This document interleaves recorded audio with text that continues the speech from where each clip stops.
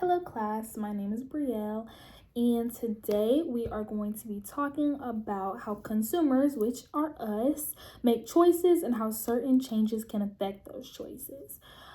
Basically, microeconomics seeks to understand the behaviors of us as individuals, as consumers, and also not just us as individuals, but the businesses that we run as well.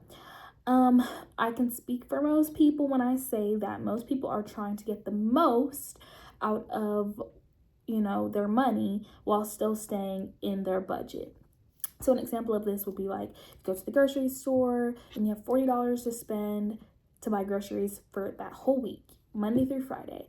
You're not going to go and spend $20 on bagels, just bagels, unless you plan on living on just bagels for the whole week, because then you only have $20 more to spend on your other groceries. No, you're going to maximize. That's an important word to remember. You're going to maximize your $40 so that you are able to buy everything that you need for that week.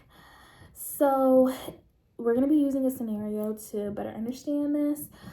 It says the rules of politics are not always the same as those of economics. In discussions of setting budgets for government agencies, there is a strategy called closing the Washington Monument. When an agency faces the unwelcome prospect of a budget cut, it may close a high visibility attraction many people enjoy, like the Washington Monument, for example. Explain in terms of diminishing marginal utility why the Washington Monument strategy is so misleading. So, I understand businesses may try to make a budget cut, but it's important to look at the total utility, which utility is how much the consumers are using the product and how satisfied they are with the product. So we're using the example of the Washington Monument here, but we could also use the example of like the Disney park.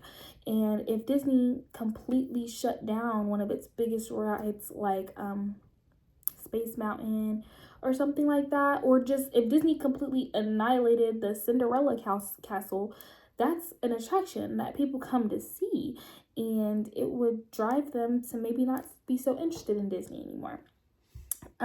So I understand the company's point of view by saying they should cut the Washington Monument because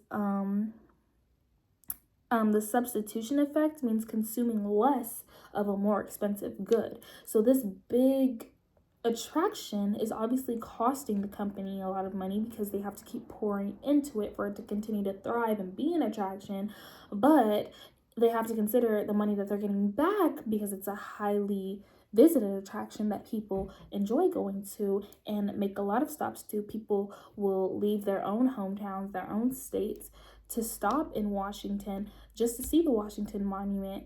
And if it's completely shut down to visitors and tourists, then they might not go to Washington at all. But there's other attractions in Washington as well, such as the Lincoln Memorial, the Capitol, the MLK Memorial. But you cannot assume that a price change in one good or getting rid of one good will only affect that good.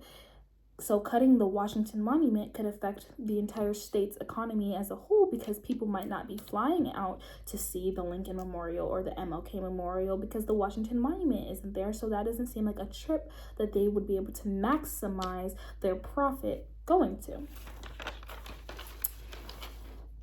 So an example of this could also be an increase in the water bill may have some households cut back in other things. So this company may want to consider cutting back with other monuments instead of the biggest one.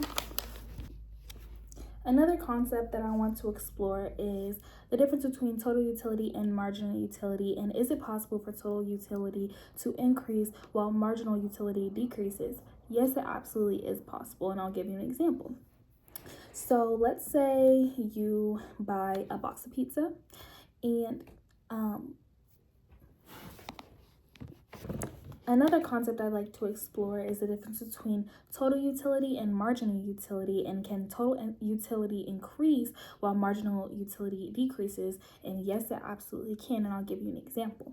So an example of this would be if you're watching a new show. Let's say you're watching Grey's Anatomy. Grey's Anatomy has a lot of seasons, like 20. So when you start watching Grey's Anatomy, season 1, you're gonna love it. Everything's new to you. It's capturing your attention. You don't know the characters so well.